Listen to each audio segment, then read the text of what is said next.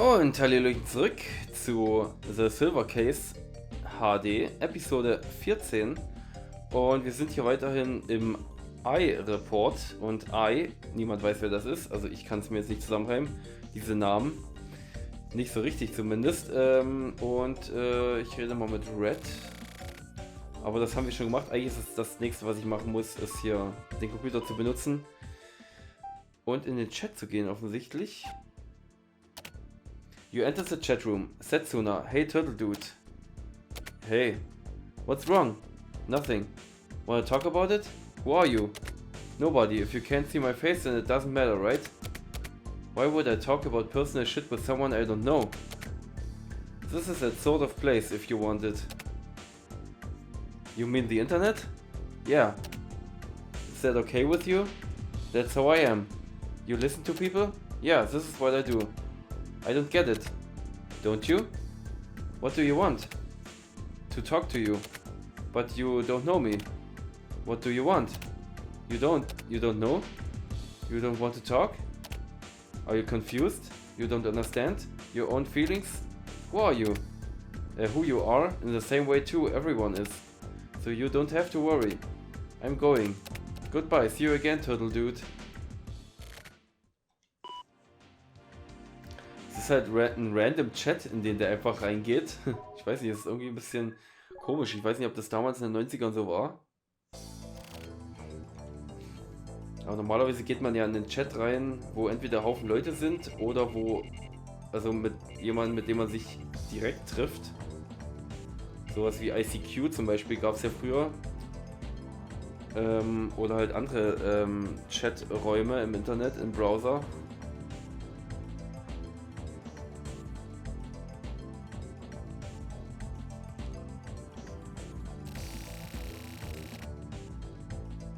Looks like that string of nightmares has ended. Ah, stimmt. Sometimes he strikes weird poses. He's asleep, right? Ja, der hatte keinen Traum, wo er aufgewacht ist, also zumindest nicht so wie bisher. The bed. It even sounds shitty. You have no idea what's gonna happen when I should probably make sure that Slash can get hold of me by phone. Der hat hier aber buchstäblich eine Fledermaus hängen. Ne? Ich weiß nicht, was es damit auf sich hat.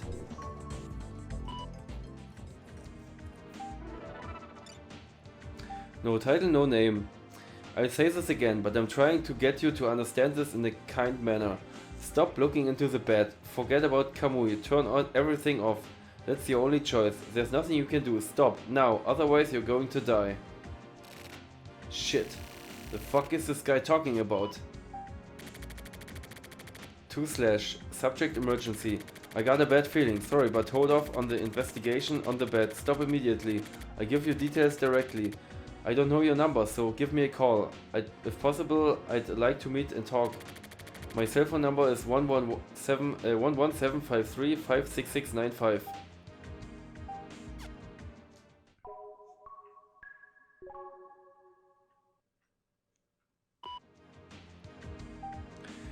Morishima Memo. The bet is for real. Actually, I don't know yet. Turn everything off? Fuck that, but I wonder if there isn't a better way to do this. I'm waiting for Slash to call. It's already been an hour since I mailed him. Hurry the fuck up and call me. So today's word. A reward for one's way. Taking the opportunity to do something.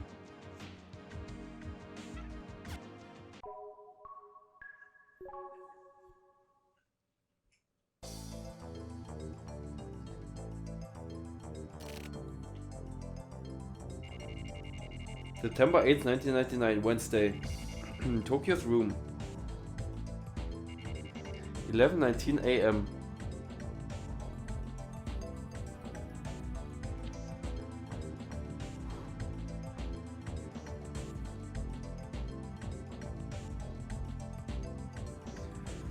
So.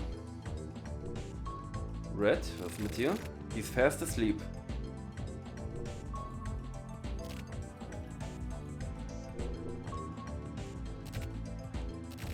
So Slash never got hold of me. Warum sagt man eigentlich fast asleep? Das kenne ich auch aus Pokémon-Spielen.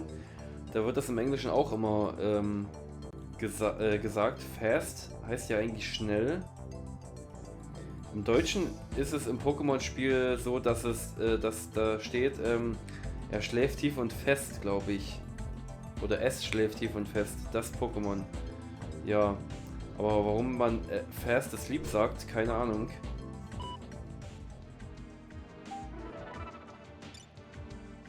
No name, no title. This is business matter.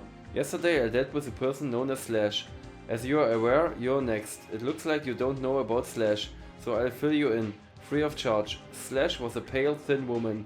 She was a pathetic kind of woman who spent her days in front of a computer, seeking out stimulation. She was a bit above average for a networker. She didn't really have any other distinguishing characteristics. What happens next depends on you. To Slash, subject emergency. I got a mail from the bed. He's saying he dealt with you. Get back to me. Did something happen? Fuck, seriously. Weekly Lovers. Venus Flytrap. Dionaea muscipula Ellis. Droseraceae genus. A perennial herb. Its leaves have winged flaps. They are circular and the veins are lined up. The leaves have pointy tips with 3 antennae. If touched, antenna? Irgendwie so. If touched more than twice, the leaves will clamp down and capture an insect. Topics: reproducing a documentary on the Venus flytrap.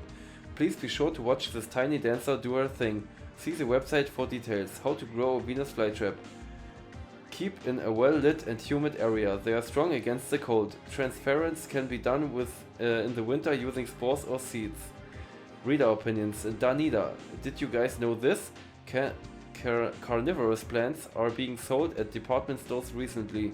It looks like they are getting popular. Today's word. Mosquito larvae will hatch in the drinking cup. Shonagon.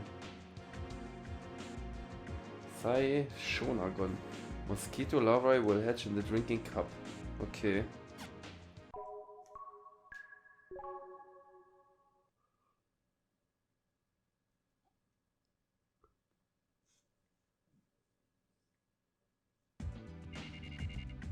Same day.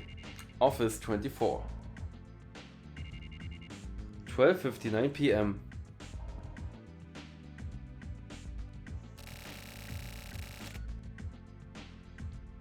Someone who was most likely Slash was murdered. I went to the HC unit to see if I could confirm it. But the HC unit was in a meeting and I couldn't talk with anyone. Looks like there's nothing for me to do here. Fuck Slash. Call me, dude.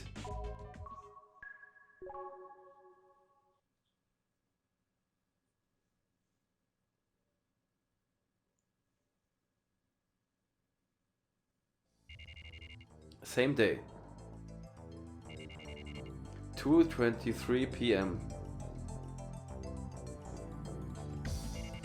Tokyo's room. Memo. Morishima memo.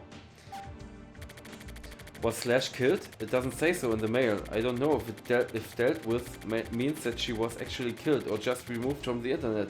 Or simply threatened. This is fucked. Whatever the bat is doing, I don't get any of it. I saw the news. Yesterday alone, there were several instances of a woman dying in an accident or by suicide.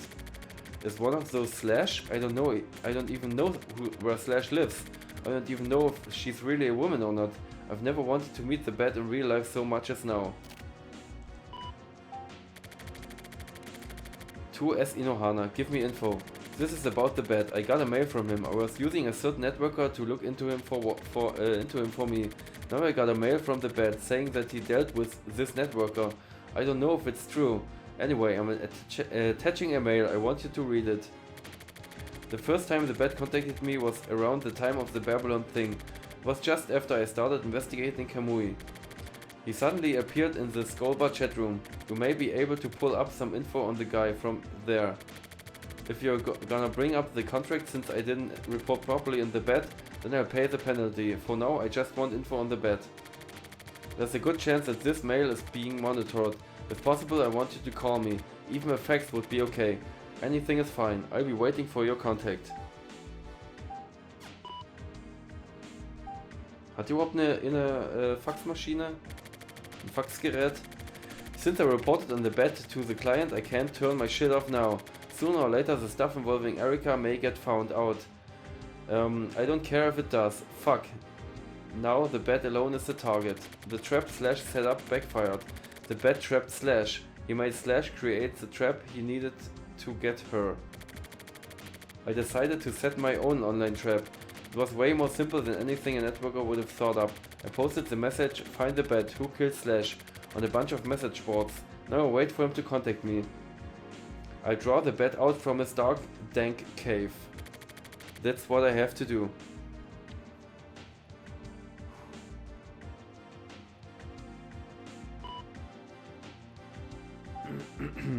So, hier ist nix.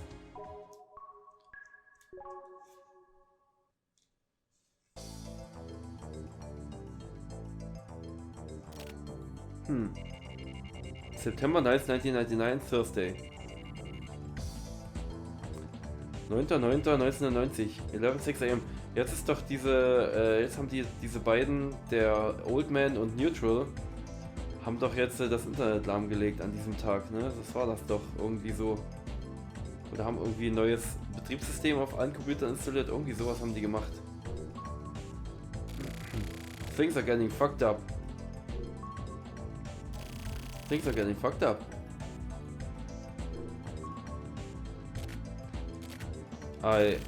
What do I do?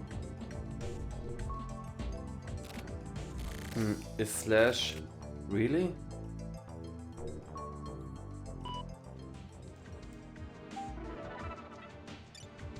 Nothing. I don't get what you're trying to say, whether the bet is dangerous or not. I'll decide what I do and don't do. The Scoba chatroom, huh? When that happened, my connection was suddenly cut, and I kept trying to get back online, but it just wouldn't work. I remember clearly because it felt really weird. So that's when the bet showed up. Then why didn't you tell me then? Because it's dangerous. Did you think so from the beginning? I don't understand. Fuck, this is it.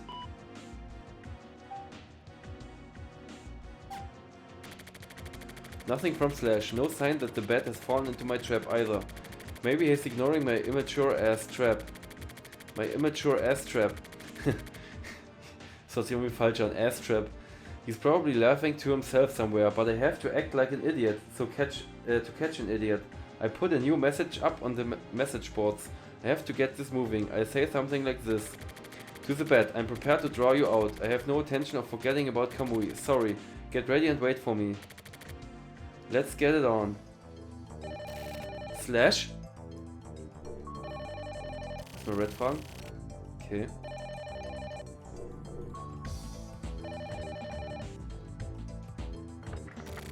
Hello, Mr. Morishima. Who the hell are you? It's me, Mr. Morishima. Have you forgotten? It's Enzawa. Enzawa? Ah, okay. It's been a while. You need something from me? Yes, I do. Actually, Mr. Inohana had an emergency request for me. He says he has something he wants me to tell you. From my client. Yes. So my client asked you to deliver a message? Yes. I was surprised too. He wanted me to meet with you. How is your schedule? I can make time. Then could we meet right away?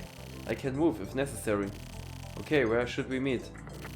If possible, somewhere near my work would be appreciated. Do you know the empty lot in the D2 district? Where the old Hitakatsu switchyard used to be? Let's meet at the entrance in 30 minutes. Got it. I'll head there now. See you in a bit.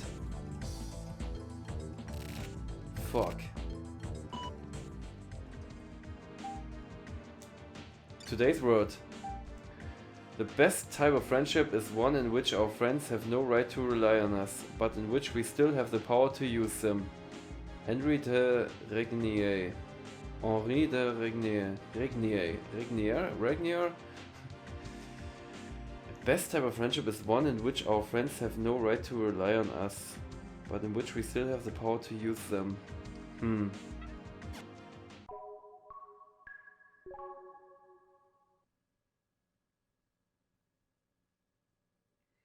Flower Track, a vacant lot. Da waren wir auch noch nie, glaube ich. Same day. Site of the Hitakatsu Switchyard. Switchyard, 12:07 p.m. Gruselige Musik. The area Zawa brought me to was apparently under construction to build the foundation of a building, with a lot of windswept open places. The place Zawa specified was an especially lonely empty lot, and was perfect for secret meetings. Watching Zawa squeeze in, I had a thought while watching his back. When I got this phone call, I already knew it. The bat. Zawa was the bat. You seem different today. I didn't even recognize you. Really? I don't really notice things like that myself.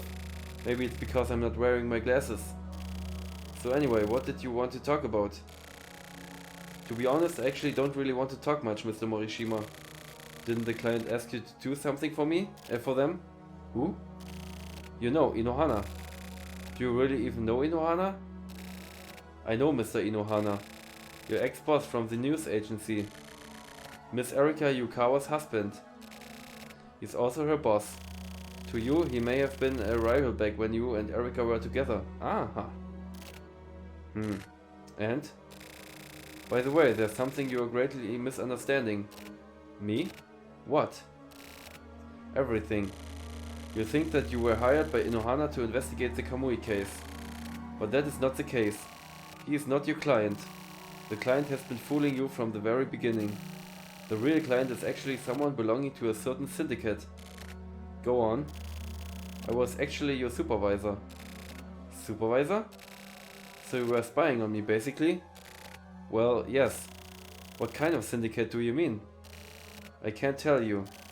But, put simply, it's a syndicate that's trying to prevent Kamui's return. Listen, there are many syndicates. Some fight each other and some cooperate with one another. And while I am one of the people who is employed by these syndicates personally, I am totally neutral. I am not affiliated with anyone. I go back and forth between syndicates. I see, so that's why. Yes, that's why I'm the bat. So you're some sort of double agent or something? I was hired by your client to supervise you, so I have been watching you. But after a while you started to become an eyesore. To me personally, that is. The moment you made contact with Kamui, I realized that you were getting in my way. I haven't made contact with Kamui. And that's why you are dumb. You felt it at Babylon, didn't you? That was contact. That was your first contact. That wasn't good. That was just terrible. I don't get it. Why are you so fixated on Kamui? It's just like I told you before. I am Kamui's neighbor. I am also Ayame's neighbor. Back from when they were young. I am neither their friend nor foe. I have simply been watching over them this whole time. Watching over them till the end has been my job. Seeing how Kamui and Ayame turn out. That's why you were unnecessary. Mr. Morishima, you are a pesky worm. So you want Kamui to come back then? Yes, well, in a way. That's what I mean when I say that things haven't been working out the way your client thought. But to be honest, I don't even care about Kamui. The final key is actually Ayame. You don't even come close to grasping Ayame's brilliance. Do you understand? This is the most crucial point. I've devoted my entire life to Ayame. Dumbass. Is that so? I just cannot seem to see eye to eye with you. You simply don't understand my feelings. I don't even want to understand. You're obviously just a little toady. I mean, sorry, but it's true. In that case, die.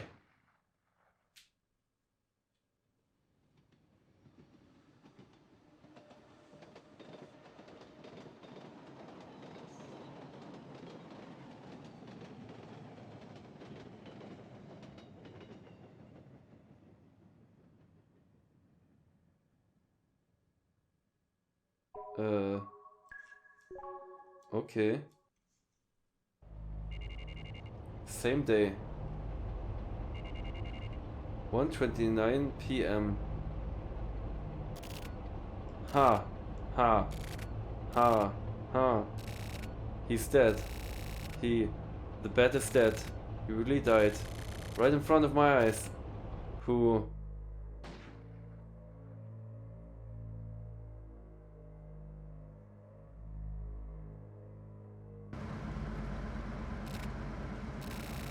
Was it the client? My... What? So it's you and... The fuck up. Aha, der wurde also weggesniped. Von wem? Ist die Frage.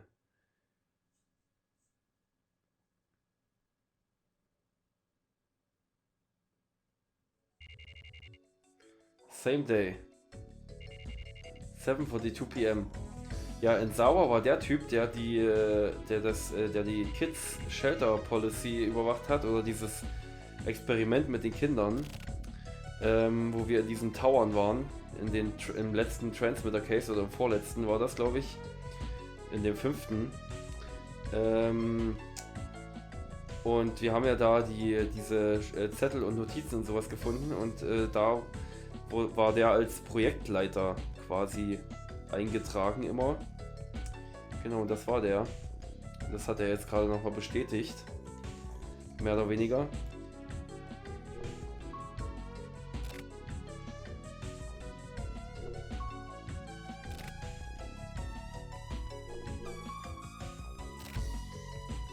Okay, er hat nichts zu sagen überall. To Erika Yukawa. Nothing special. I'm stopping all investigation into Kamui. I'm done. You need to stop right away too. The bat is dead. He tried to kill me and got killed. The bat was hired by a syndicate to watch me the whole time. But he got annoyed and decided to kill me. But he wasn't the only one watching me. Someone killed the bat. Listen, Kamui is too dangerous. Back off. I'll contact you again.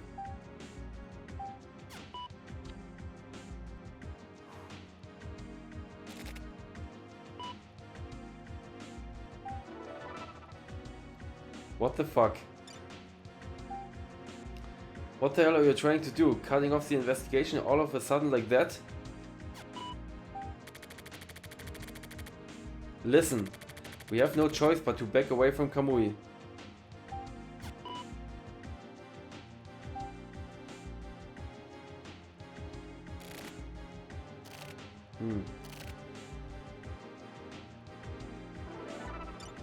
You listen. You need to tell me why we have to back off and what was up with the bat. Explain. Fine. This isn't going anywhere. If we can't talk on the phone, then let's go to chat.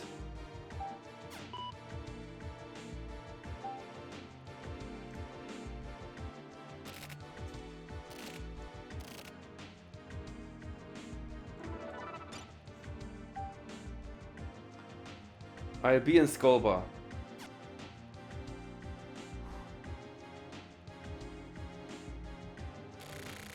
Are you worried about me? I'm fine.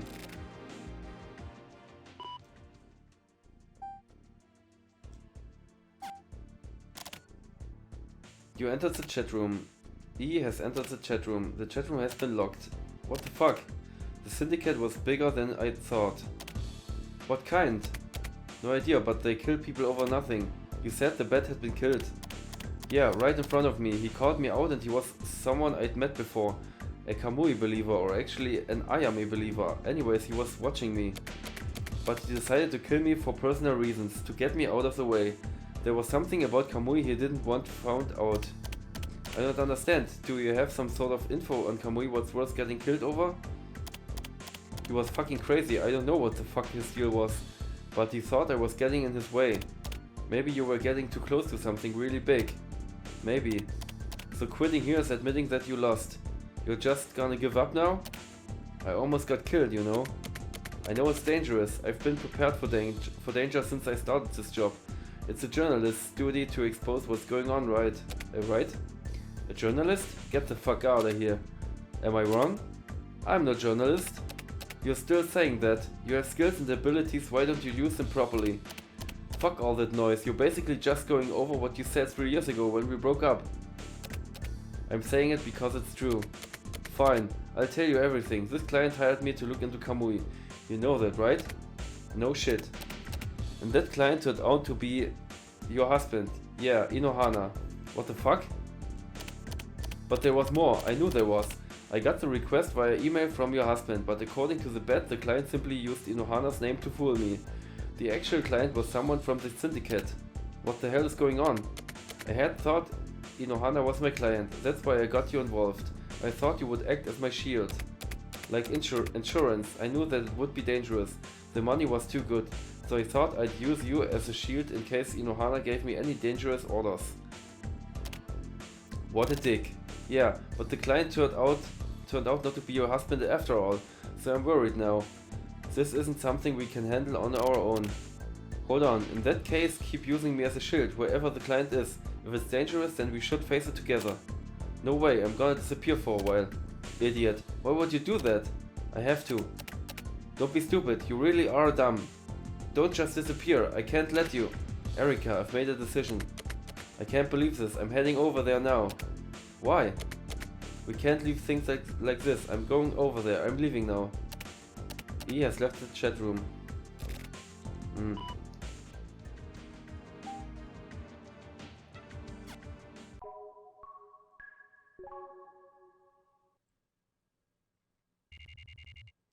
Same day, Tokyo's room. 9:51 p.m.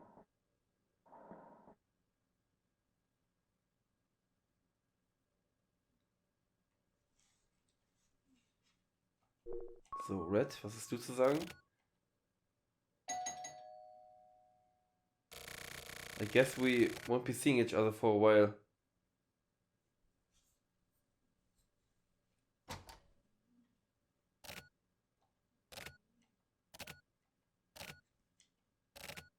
Liar. You're not thinking of running away, are you? I want you to take my turtle. Just for a while.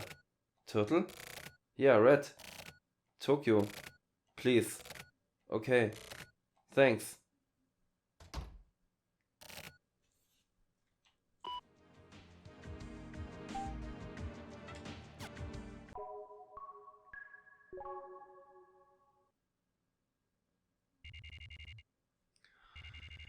Same day. Ach, das ist ein Spiegel, da geht's gar nicht weiter nach hinten. 12 a.m.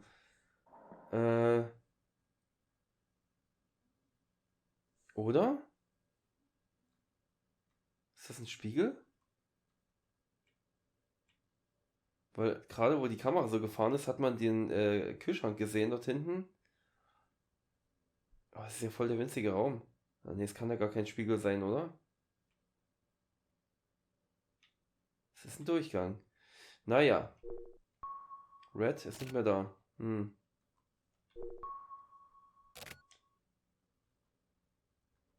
Sorry.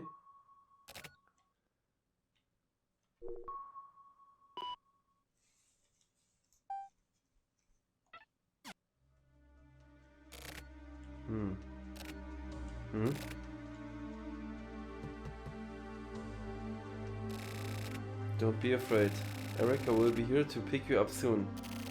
Take care, Red. Let's go. Okay.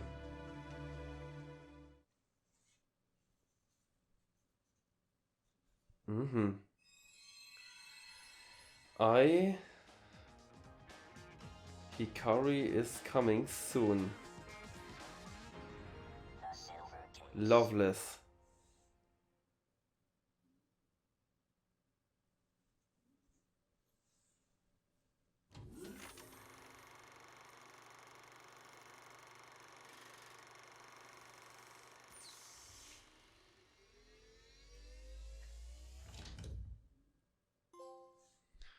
Save game, yes.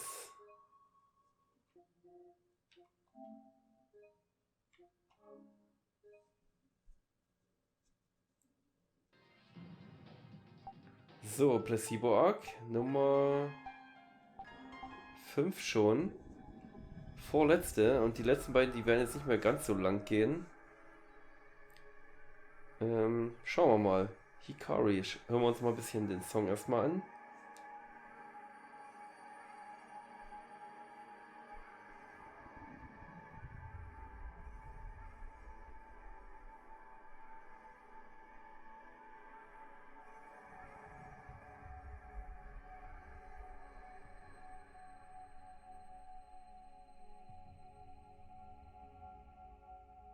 Aber der Song ist nicht so aufregend. Ist eher so ein bisschen... Also jetzt geht's los. Sehr dramatisch.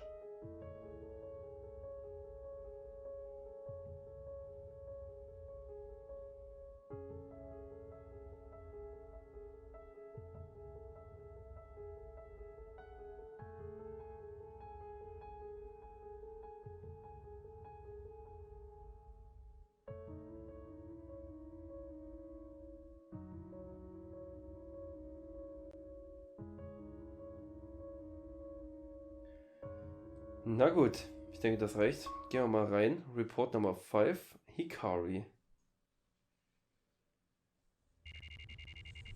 December 27, 1999, Monday. Typhoon.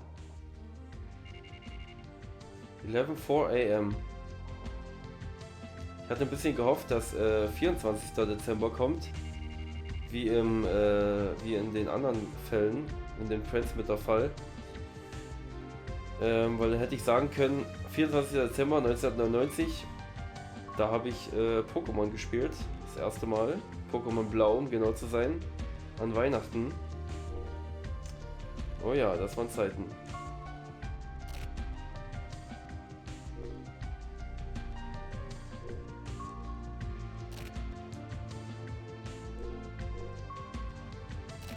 Also am 27. Dezember war ich vielleicht schon, weiß ich nicht, schon beim ersten Arenaleiter, keine Ahnung. Da war ich ja noch relativ jung, ne? Da war ich ja erst 9 Jahre alt. Da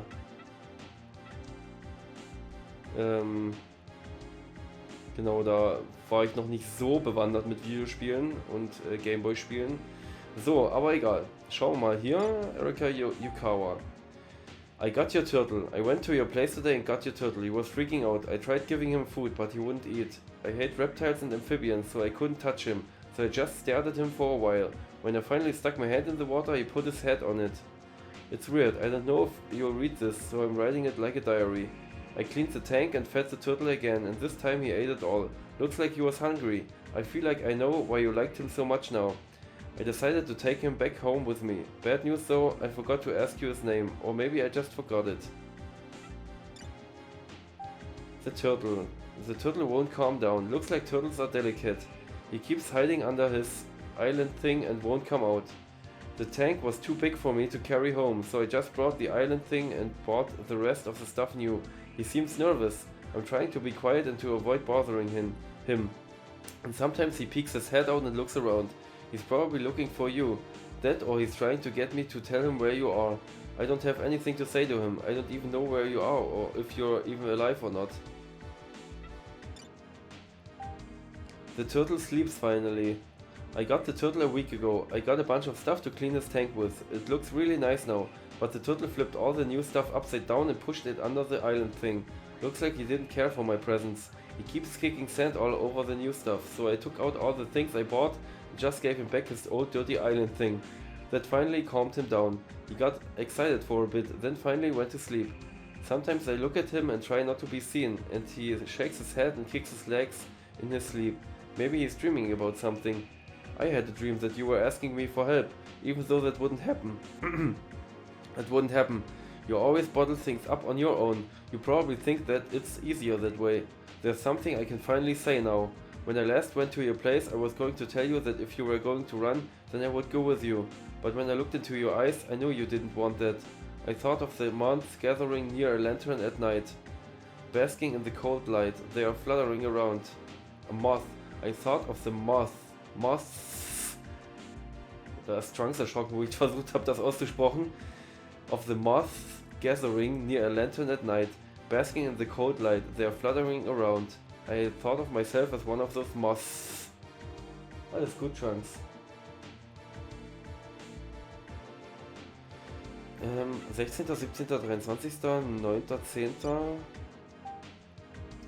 The turtle is crying. It's been a month since I picked up your turtle. I haven't heard from you. Sometimes I imagine that you've been cursed and turned into a turtle. The turtle sleeps, wakes up and eats. He's just keeping on living because he has nothing else to do. Sometimes he cries. I had never heard a turtle cry before, and it sounds something like ki or ka, like a sort of sad sound.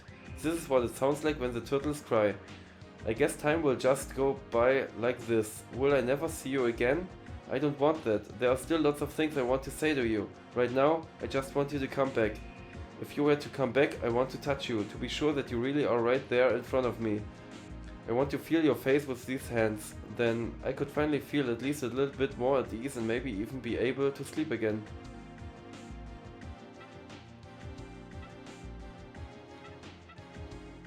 Today's word erstmal.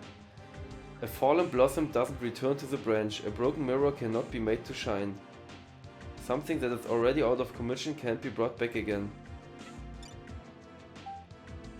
I've decided to go after Kamui. He came back to this world and he's finally shown his true colors and has been committing all sorts of terrible crimes. My nerves have been a total mess recently. I've probably been taking it out on the turtle. I need to start rethinking things. Was Dear Tokyo. You told me to go back off.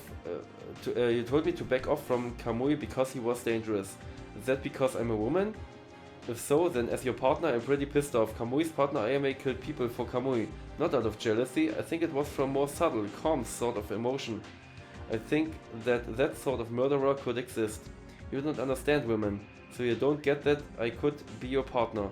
I think that we could make amazing partners right now. I won't mail you anymore. Let me know when I can contact you again. I'll be waiting. I love you, Tokyo Morishima. I will probably always love you, Tokyo Morishima, the journalist.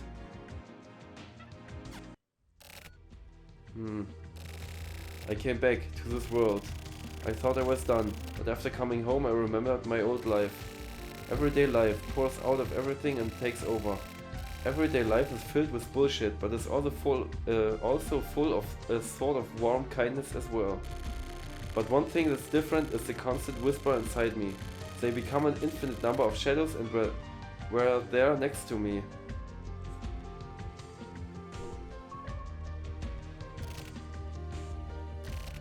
Sorry.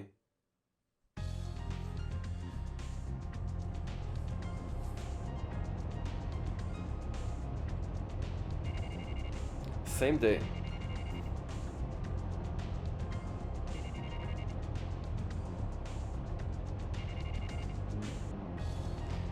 11 p.m. AM en route. Ich habe jetzt gerade nicht hingeguckt.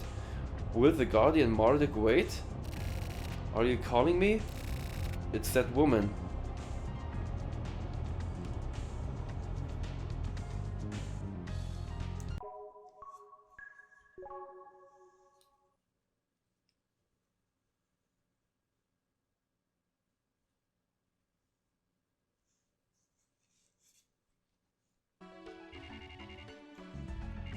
Same day.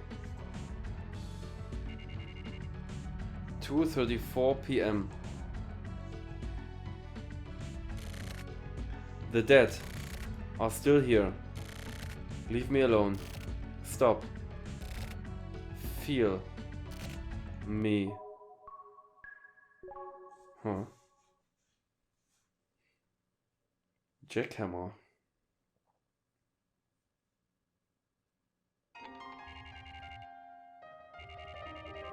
Same day, bar jackhammer. 9:58 p.m. It's been a while. Yeah, it has. Did you go on a trip somewhere? Kinda, yeah. You don't look well. Really? You look rather sick, actually. Yeah. Mr. Morishima. Huh? Would you like something to eat? Yeah. I'll make an omelette. Lots of butter. It'll melt in your mouth right away. It should be easy to eat. Save the alcohol for later. How about it? Yes, please.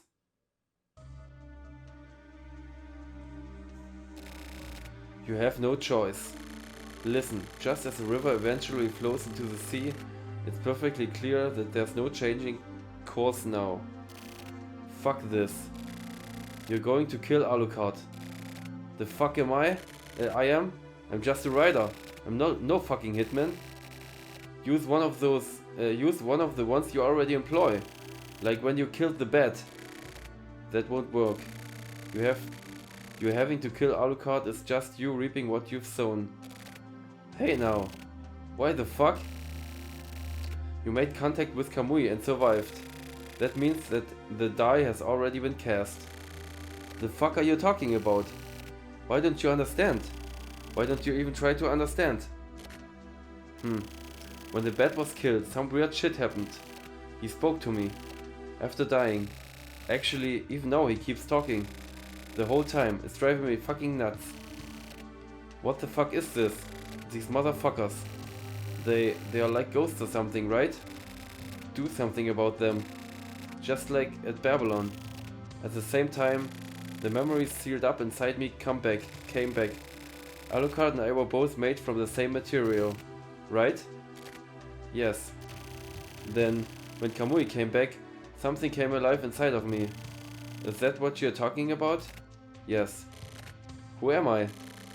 You're going to kill Alucard. I can't. Aha. Morishima ist auch ein Kamui. December 28, 1999, Tuesday. Typhoon. 6:27 AM.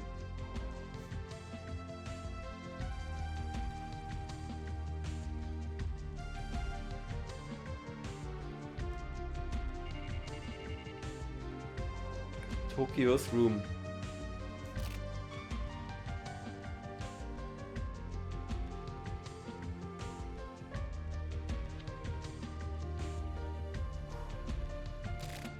Ah, a dream.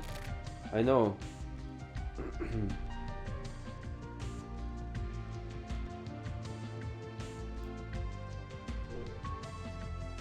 Was stand dort?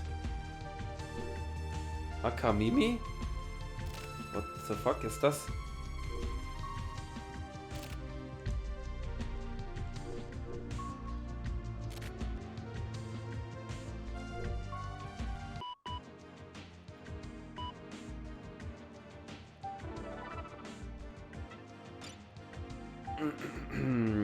Tokyo Morishima to Tokyo Morishima, the woman at Babylon. Help me, I was killed by that woman, Ayame. She shot me with a harpoon gun, came up to me and cut a cross into my stomach. To kill my baby, too.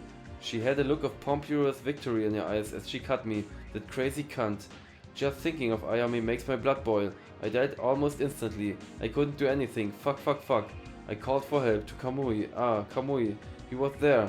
It was like all the nerves in my body became really sensitive, like I was being burned by something, and I became hot inside. I could hear my pulse, and suddenly, like a scream, something poured out from inside me. I felt like I was going insane, and then suddenly it felt like someone had poured cold water on me. I felt it in every pore. It went right through me. That's how I met Kamui. Apart from him, I didn't need anything else, really. But my life was taken from me, by Ayame. I can't fully die, and I just feel so pathetic and fucked up. I tried walking away, dragging my perforated body. That's when it happened. Kamui appeared, inside me, really. He came down from above, inside of me. I had just been broken into pieces, and everything was confusing. I had no idea what was happening, but I felt Kamui. His voice resonated, it was deep and calm. A magical voice. I was no longer afraid. It wasn't fear at all, I was happy. Death turned to ecstasy in an instant. And then the tobacco man came into the picture. Kamui was a transmitter, and I was a medium, and that man was a receiver. Basically, it was like email. Hahaha, how funny. I can't stop laughing. But I still can't forgive Ayame, no matter how badly she may slice me up, even if Kamui smiles upon me. Even if my body were to turn to dust and be blown away in the wind, even in death, Ayame cannot be forgiven, ever. Okay. Today's word. Take away the results of a person's education and nothing will remain. Kant. Can't. Naja, Kant ist natürlich ein bisschen schwierig auszusprechen für Englischsprachige. Weil das ist, kann auch in dem Sinne ein, ja, ein Schimpfwort sein. Aber hier ist natürlich Immanuel Kant gemeint. Genau. Was war jetzt nochmal? Take away the results of a person's education and nothing will remain. Naja.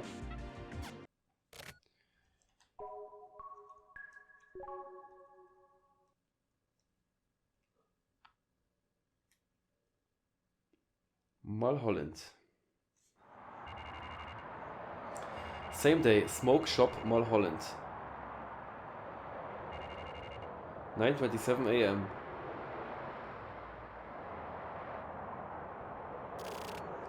One carton of the usual. Huh? Oh hey, it's you. I haven't seen you in some time. Yeah. I assumed you were the kind of guy who wouldn't quit smoking even if he died. Had you given it up for a while? It's pretty cold, huh? It's winter, son. Winter is cold. Yeah. Maybe you were sick? It's already the end of the year. Are you even listening to me? What's the matter, boy? You got wax in your ears? No. Here, your smokes. Oh, had I paid yet? Yeah. Oh, okay. Well then. Christ, I should have taken the money. Hope that guy's okay.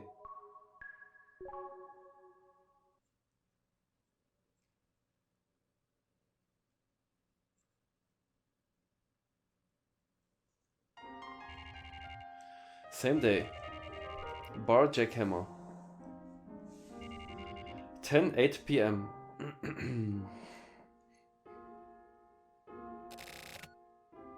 Hinten auf den Flaschen, da ist Viereck, Viereck, Dreieck, Dreieck drauf.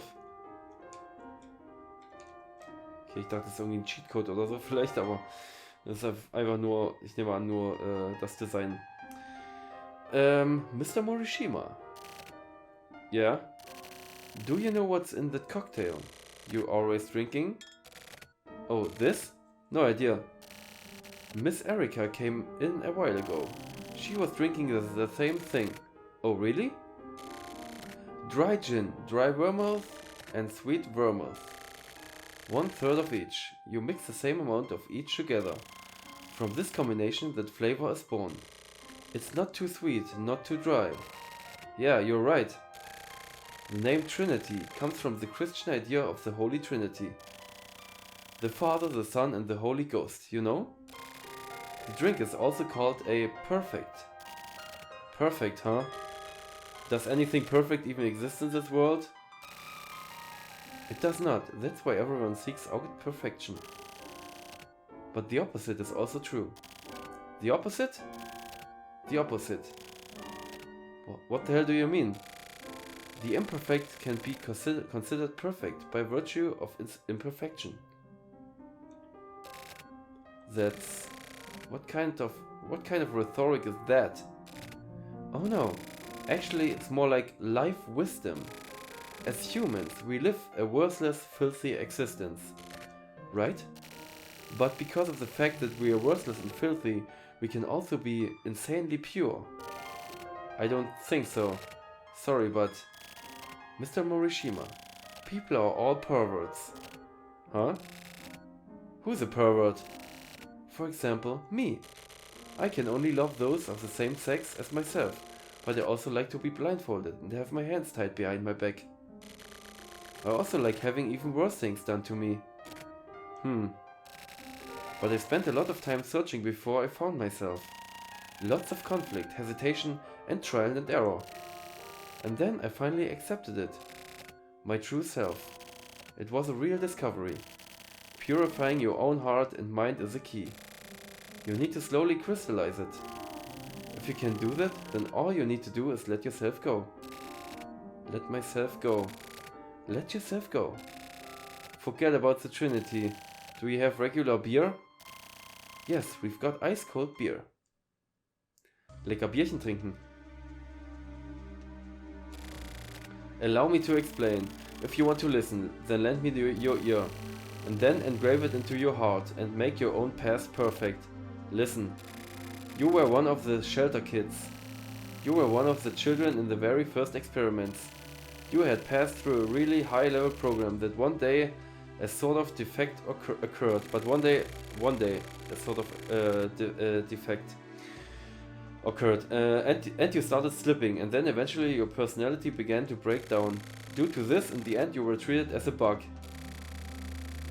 and had all of your memories erased, and were reverted back to a normal life. Aha. My memories were erased. Yes. The shelter kit's purpose was to help the planned perfect metropolis become an even more perfect city. You mean those dark, dank shelters? Those shelters with their faint light. That's where the plan started. The curriculum itself was created from relatively simple ideas. 4-year-old children would first receive education by continuously receiving only simple stimulation. They were shown the same things every day, continuously did the same work, and they all did everything in the same way at the same time. Me, too? You went off the rails close to the final stage. One day your emotions seemed to explode, causing a meltdown. That was your tragedy. Get the fuck out of here. You're a failure. A defective product. An imitation. Damaged goods. What a shame. You didn't turn out like Kamui and Ayame. Your fate had been decided and doomed by the time you were a toddler.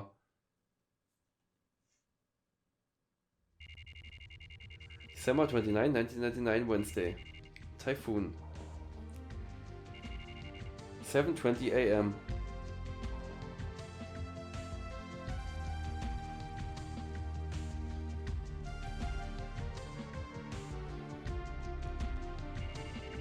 Tokyo's room.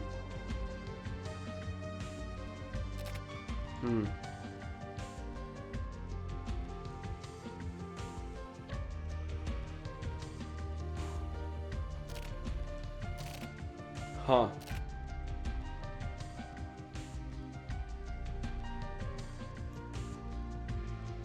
Jeden Tag sich eine Zigarette anzünden, immer auf der Couch aufzuwachen, ist ja irgendwie auch immer das Gleiche. Red.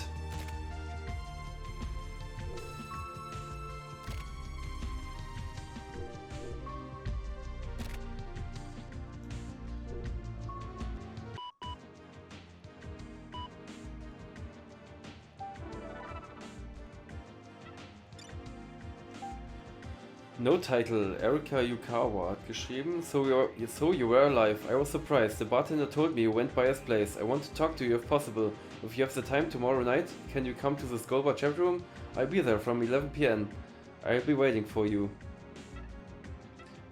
Weekly Lovers erstmal. New Year special. Let's all become flies. Thank you all for staying with us all year. We've prepared the largest thread event of the millennium, in which you can have the virtual experience of becoming a fly. Experience the micro world in glorious 3D. From the instant you enter the website, you too will be a fly. As a fly, you can see just how carnivorous plants catch and digest insects. Get your courage up and try out this amazing new event. The editorial staff will be looking forward to seeing you there. Notice: first New Year project, Sarracenia loizophila online sale. Special feature: amazing, possible discovery of Rafflesia-sized carnivorous plants.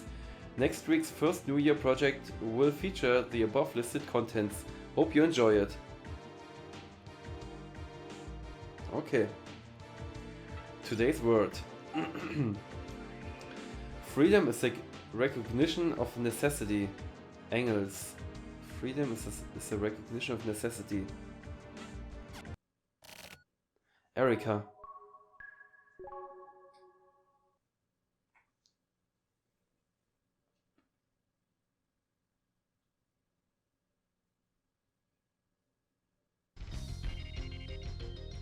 Same day, Studio Gladiolus. 2:34 p.m. I can feel you. Ayame. Oh, und Erika ist vielleicht so eine Ayame? Warum war der jetzt da? Wahrscheinlich, ne? Und die waren noch vielleicht in derselben Klasse sozusagen. Same day, Typhoon. 4:01 p.m.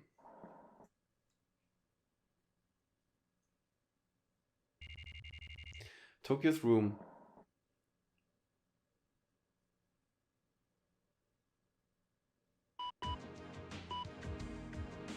Memo. Morishima memo. I wish I could have been raised like some sort of pitiful flower. Not a day goes by that I don't think that. Even now, always. My name, Ayame, comes from the word Ayameru, which means to kill. How terrible is that? You, Kamui, and I are all pawns in a game. We are a fabricated existence. People are stupid. Ayame was created to be an even more mechanical being than Kamui. Created to face off against the powers that created Kamui. Easier to control than Kamui, a killing machine with even higher killing capabilities than Kamui. That's me, Ayame. Take the time to comprehend everything, you, me and Kamui. Considering that happened after being thrown back into everyday life. A girl was used for Ayame in order to differentiate her from Kamui.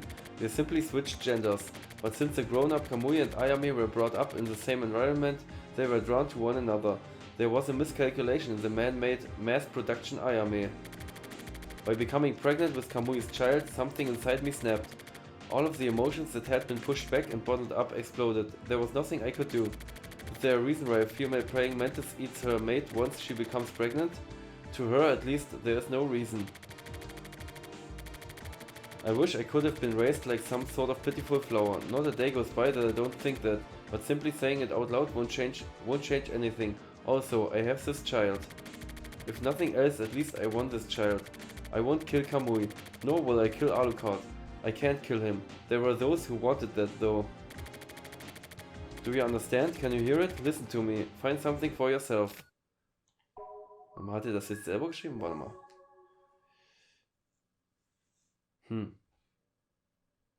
Flower track, a vacant lot.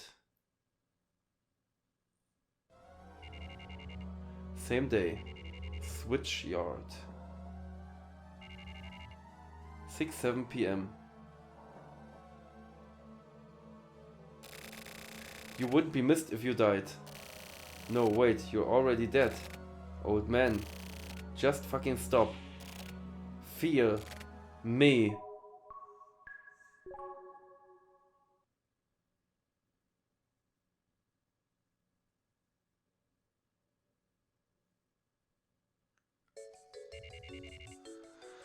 Same day, typhoon. 11:38 p.m.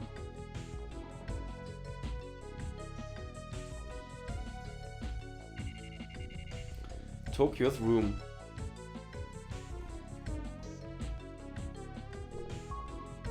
Akamimi.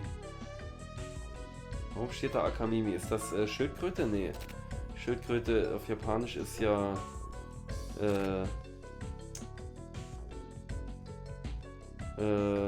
Kame, ne? Wohl Akamimi, Kame, See?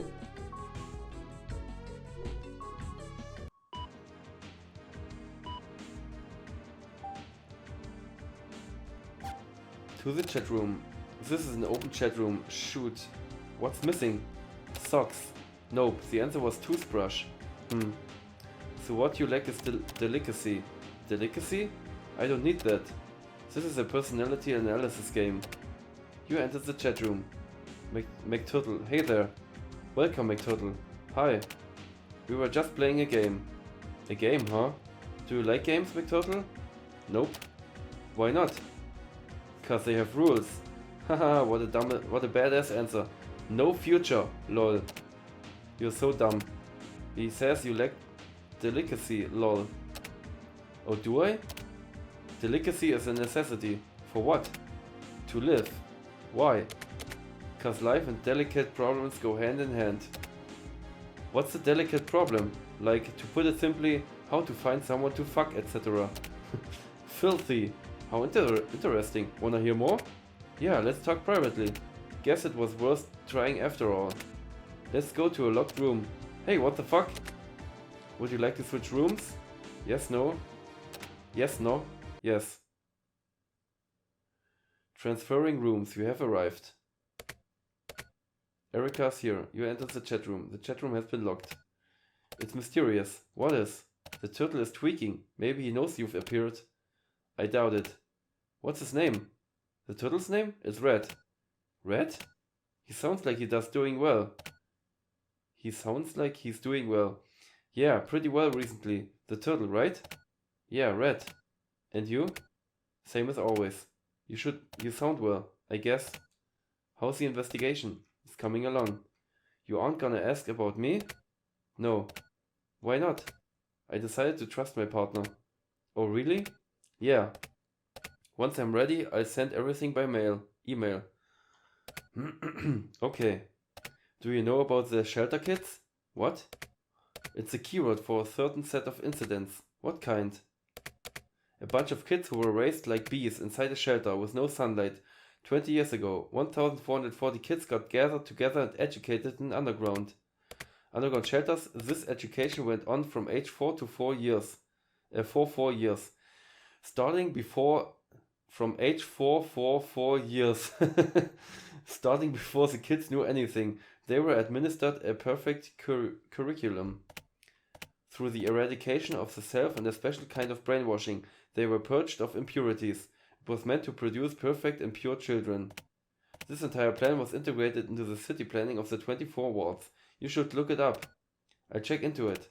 I'm gonna disappear again. I'm gonna get away from the 24 wards for a while. So you aren't just going to up and disappear permanently this time? Huh? I'm just getting some distance from here for a while. Then I won't worry. Okay. How many years will Red live? Around 30. Come get him sometime in the next 30 years then. I will. Really? I promise. No horse shit? Yeah, no horse shit. Good, I feel better. Yeah? That's what I wanted. Yeah? I wanted a promise. I just realized that. Okay. Tokyo. Yeah? See you later. See you later. Good night. Erika has left the chat room. Wait, total. Before dawn, the white moon is peeking out and the sun isn't yet visible, but the sky is already starting to get faintly bright. I always liked that time of day. I never got tired of staring up at the sky like an idiot. It's a moment that the darkness of the soul tries to lighten up. But that's simply a memory of the past. Isn't that sad? I thought so. That's a pretty sad thing. That's why I decided to sort things out.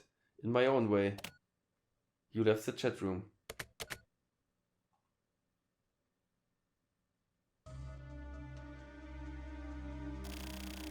It all goes back to the city planning from 20 years ago. There were all sorts of citizen activist groups working in this area. The government was at war with itself over city planning revisions.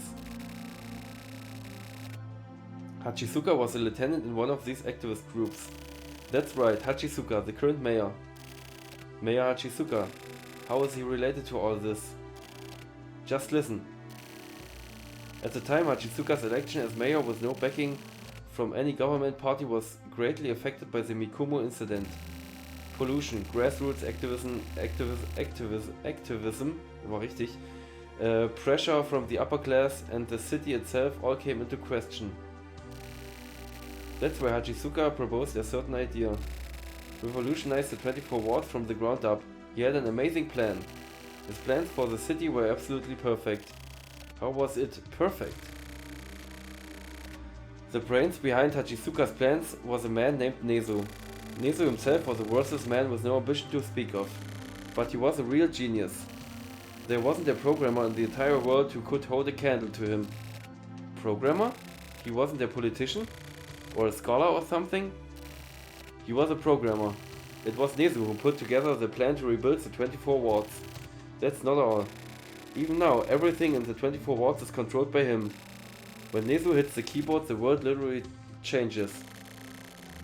This has been continuing for the past 20 years. No way. He changed the entire infrastructure to make it possible.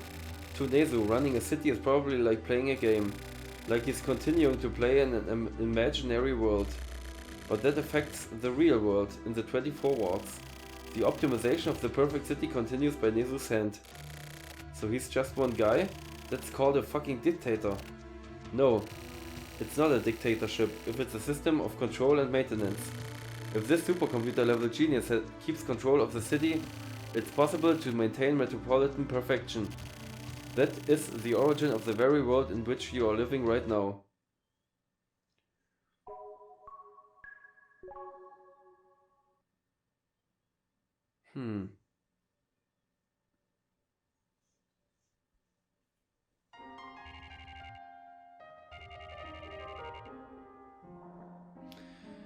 Bar Jackhammer, 2:10 AM.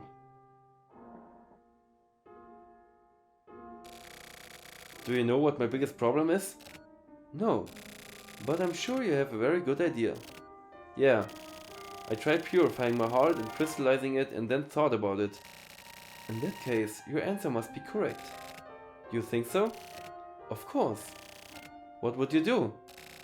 In what sort of situation? Do it or run away. And? Do it and you'll become more comfortable, but it won't feel congenial. But run away and you're in for hell. But when you think about it, that's exactly how you've lived your life up until now. I'd bet on whatever you decided. I'd bet all the money I have on it. This isn't a fucking horse race. You're welcome. Huh? Oh, I thought I heard you say thank you just now. Anyway.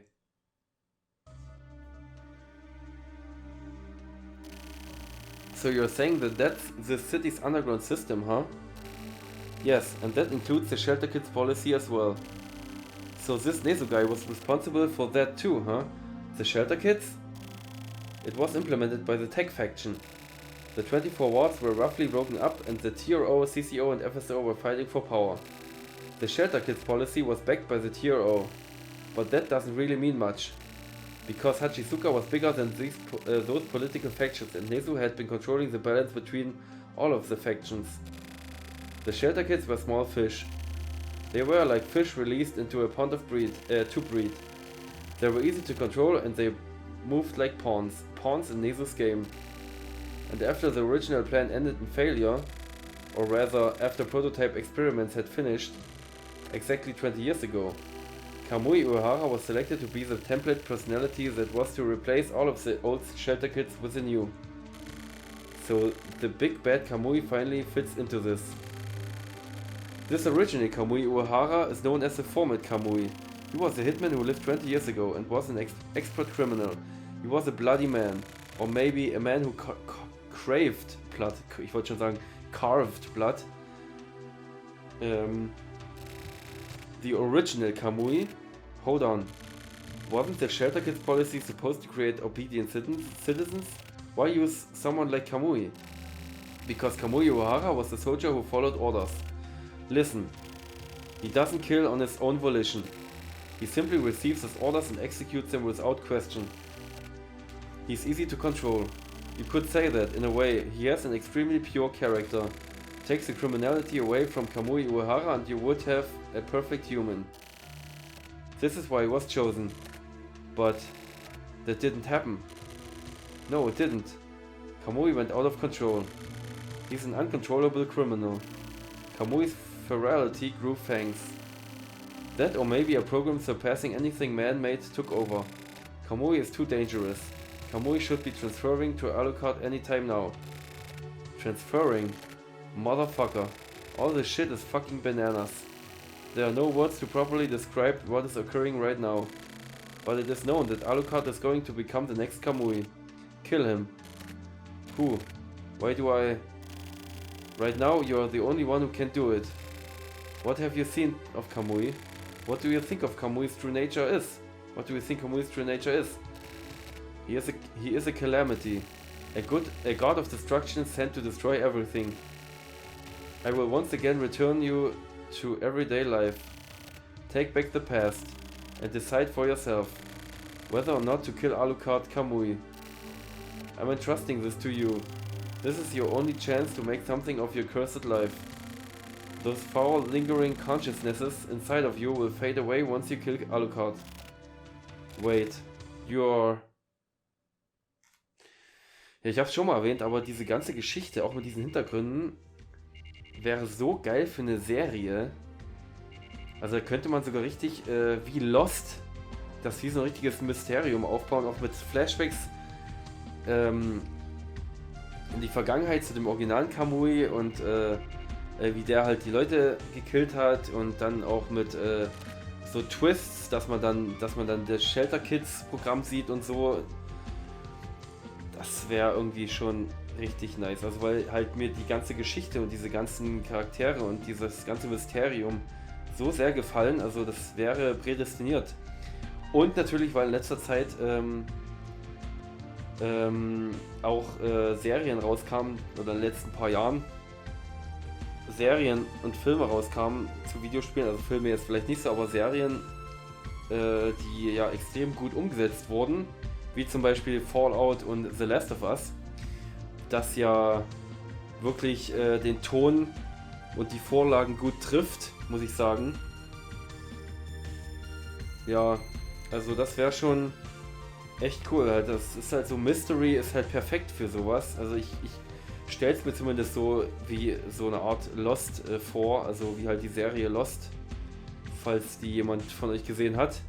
Da gab es ja auch immer so viele Mysterien und so, und nach hat man die eben aufgedeckt im Laufe der Handlung und so weiter und so fort. Aber es kamen immer neue dazu, und so ist ja auch die Geschichte dieses Spiels oder von Silver Case und diese ganzen Spiele, die dazugehören, also diese ganzen anderen Werke, also dieses Sequel und diese anderen Spiele, die ich schon mal erwähnt habe, dieses Moonlight Syndrome und Killer is Dead und wie heißt das eine, Flower, Rain and Sun. Also das wäre echt eine krasse Sache,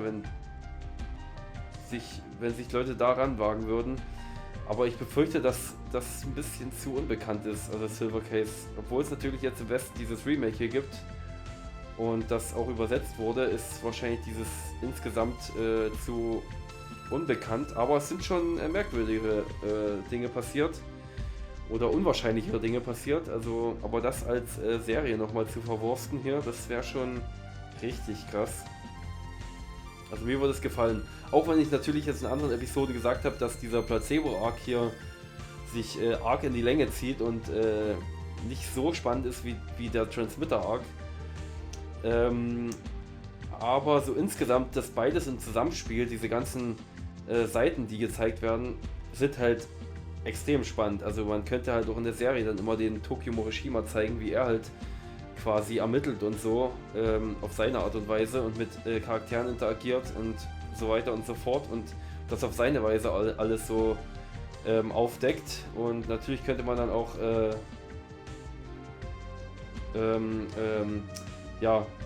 auch sich ein bisschen Freiheiten nehmen, um das ein bisschen aufzupeppen, die Serie ein bisschen, oder das ein bisschen zu verändern, um es halt ein bisschen an vielleicht heutige Sehgewohnheiten zu wie sagt man, anzupassen. Ja, aber an sich muss sagen, ich bin schon sehr begeistert, obwohl jetzt ich merke schon, Visual Novels sind jetzt so an sich nicht mein Lieblingsgenre, aber ich bin schon relativ gebannt jetzt insgesamt mit dem ganzen Let's Play. Und ja, vielleicht wäre das jetzt mein Fazit für das Let's Play am Ende gewesen, aber ich wollte jetzt nur mal hier schon mal erwähnen, einfach nur mal so,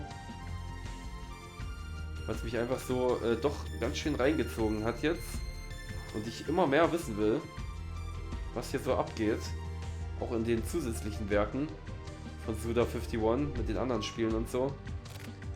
Hier ist nix.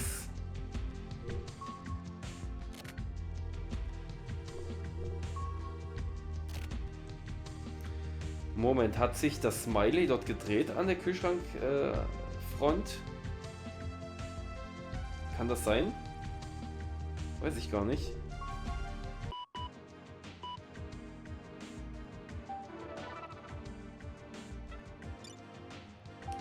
The switchyard bed.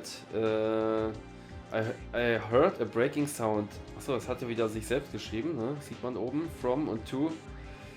It was a sound of a skull cracking open. Something hot swirled up inside, and I immediately knew that it was a lead bullet.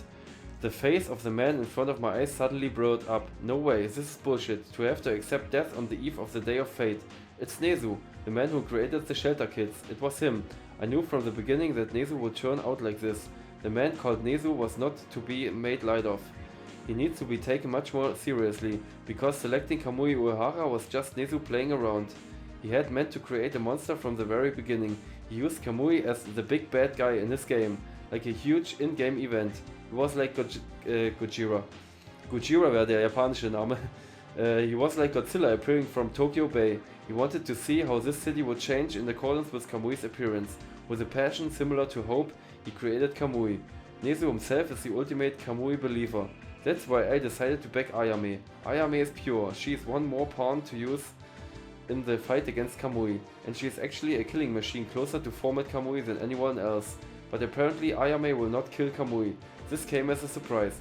And then, that job was entrusted to a man who was simply a bug in the program. The situation is not acceptable. But, I heard a whizzing sound, and the lead bullet flew at me. Gah! It was terrible, it was truly terrible. But there's nothing that can be done, is there? For me, time was stopped, forever. Ayame, oh Ayame. Now my dream of seeing you with my own two eyes will never come true. It's like a whistle blowing in another dimension, nothing more than a phantom, echoing vacuously from afar. It came back. You. It came back so resending, forwarded by you. Ciao, for some reason the mail I sent you earlier had bounced back. It's a bit late, but I resent it. How's it going? Merry Christmas. 3 cheers for the end of the millennium. Love and peace to everyone. I hope the coming year is a great one for you. Kiss. Huh? How lovely. Nice. Okay. Today's word. The torch has been passed to a new generation. John F. Kennedy. From Tokyo to Morishima. To Tokyo Morishima. Subject the client. Drink it all up. My very fate, all of it. And then to where, I don't know. But keep moving forward. That's my conclusion. I won't kill Alucard. I simply let everything be. But I'm going to delete the memories. Inside this machine that is me. I'm deleting all of my writings. If I disappear, you're sure to come here. And then you'll delete this yourself. I was able to hear the voices. When you find out about the lingering consciousnesses and when you finally open this mail, the virus.exe file will go to work. That is my first and last game. After that, I've decided to keep on living. Because even someone worthless has at least part of a soul. That is how people live. That's what I finally learned, after living everyday life in this world. Even without hope, even in great fear. Even when continuing to drag along that which no longer has any value. One can go on living. Specifically because of our imperfections, life has meaning. Don't think so. Don't you think so? Don't you? Take it slowly. Get the feel of it. Walk my path. Inside a dream. Pick a flower. Bathed in moonlight. Feel the love. Everything is as it should be. Everything is in front of you. Everything is for you. Keep moving forward. Together with the light.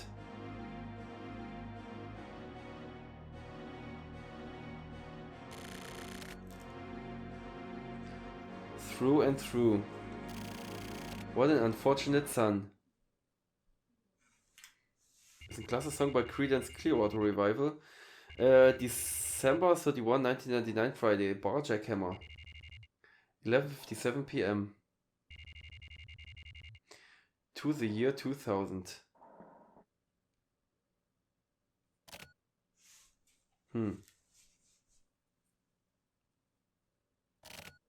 Oh, huh?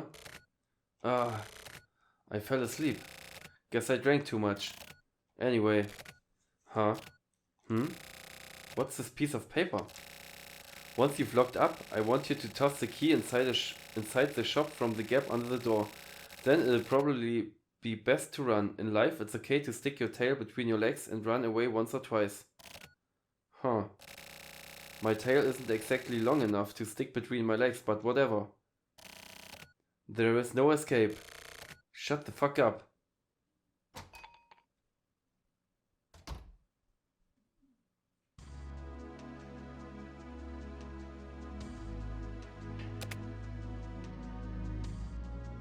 Kill.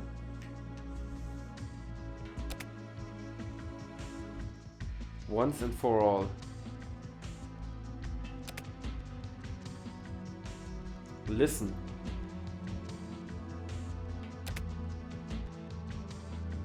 Over here.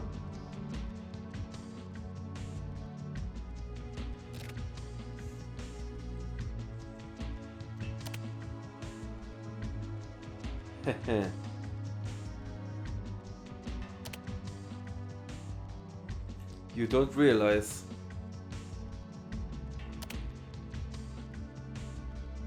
It's pointless.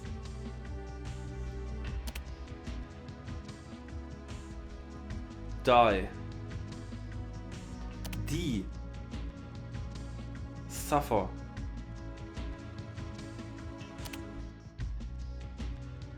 Come here.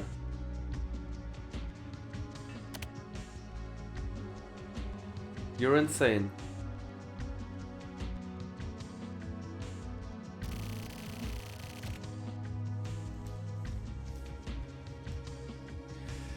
Fucking lingering consciousness bullshit. Will I ever be able to accept them? Will they finally just disappear one day? Will I end up unable to take it any longer and simply go insane? Fuck off.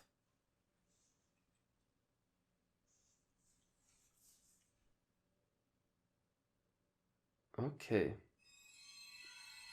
Hikari. Yami is coming soon. Blue Monday. So, ja gut, da haben wir Hikari auch geschafft. Filmwindow kommt noch, genau. Wahrscheinlich wird dann noch eine letzte Episode kommen, in der dann der Rest gemacht wird. Die letzten Kapitel, also das letzte, was kommt jetzt noch. Yami ist wohl nicht so lang. Und auch das, was sich dann nochmal freischaltet, ist wohl auch nicht so lang. Dieser, was auch immer, das war jetzt noch nicht verraten, wie es heißt. Report Number 6 ist das letzte. Yami, genau. Und ich brauche ja noch zwei andere Trophäen noch. Ein Kapitel in der alten Grafik spielen. Da können wir das uns auch mal ansehen. Das war jetzt zwar nur durchskippen alles. Und diese eine Trophäe, die ich verpasst habe, weil ich wohl irgendwie zu schnell war in diesem Wald ganz am Anfang. Das war das hier? Welchen war das? War das Decoy Man, glaube ich. Genau. Und da werde ich die Trophäe nochmal holen. Dann sollte ich alle Trophäen haben und auch Platin. Und das alles machen wir in der nächsten Episode. Das hört sich zwar viel an, aber die letzten beiden Kapitel, wie gesagt, werden nicht so lang sein. Und durch ein Kapitel durchskippen mit der alten Grafik wird jetzt auch nicht so lange dauern. Und diese eine Trophäe zu machen, also die können wir direkt in dem Kapitel machen. Also von daher denke ich, das wird die nächste Episode dann die letzte Episode sein. Also schaltet wieder ein, wenn ihr das sehen wollt. Bis dahin. Ciao.